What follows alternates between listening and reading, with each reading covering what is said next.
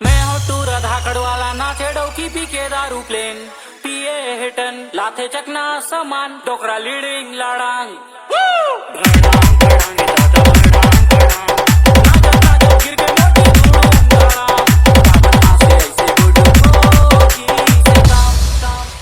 तरंग सिंह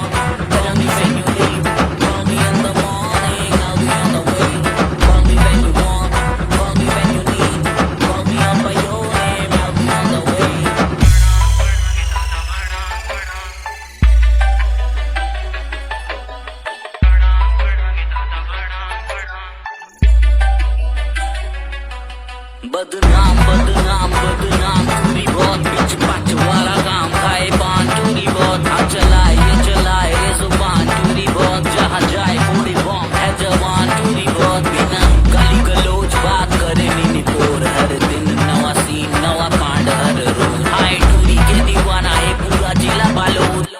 कच्चा कच्चा उखर बादाम ताबड़ ताबड़।